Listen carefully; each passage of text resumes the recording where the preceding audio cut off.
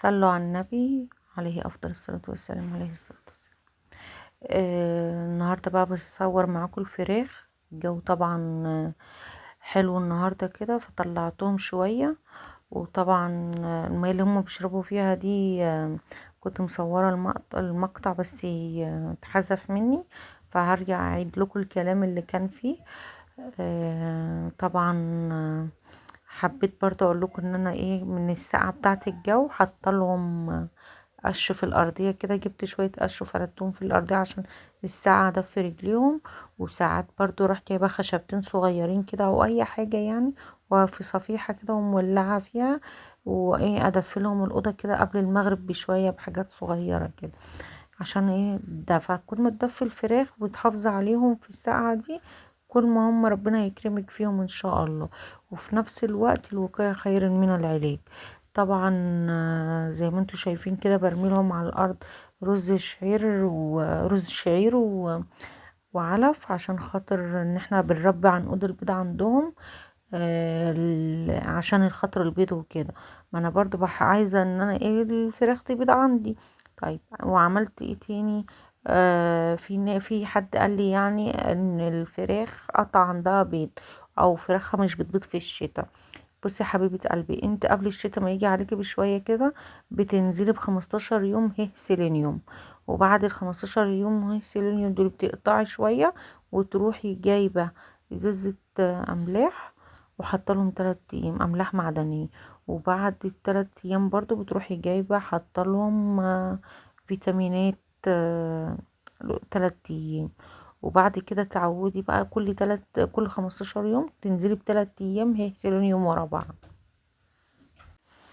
عشان برضو مش هكتر عليكم الفيديو واطول عليكم وقت الفيديو، انتوا عارفين مش بحب اطول في الفيديوهات بتاعتي.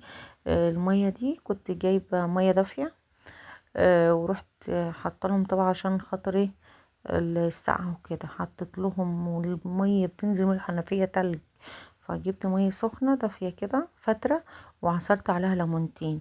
الليمون عندي هنا رافع مناعة حلوة قوي، مطهر معوي جميل ومنظف للأمعاء تحفة، ماشي. وبيرفع معايا معدل زيادة الفرخ، ان الفراخ تعمل بقى التحويل بتاعها يرفع معاكي. دي في الفراخ البلدي لو انت بتذبحي منها. لو انت بقى مربيه فراخ بيضه في الوقت اللي احنا فيه ده، لما تحطي لهم برضو تعصروا الليمون في سقايه الميه ليهم، تحفه تحفه تحفه تحفه.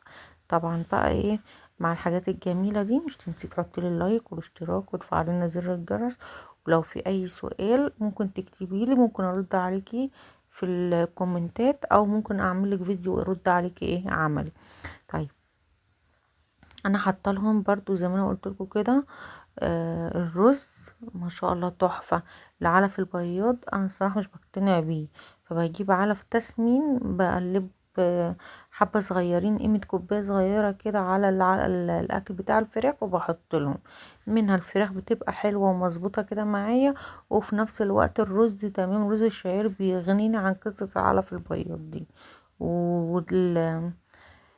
والهيرسيلينيوم تحفة تحفة لموضوع البيض، تمام. وانت طبعا لازم برضو تخلي بالك كده من طيورك. لقيت الجو مش هوا، بسرعة دخلي طيورك وما تطلعيش. تخلي بالك من تيارات الهواء المباشر عشان بتبقى جاية محملة بالأمراض وبالقرف ده، وربنا يحفظنا ويحفظ طيوركم يا رب. يعني لازم نخلي بالنا من الحاجات دي. استنونا في فيديوهات تانية.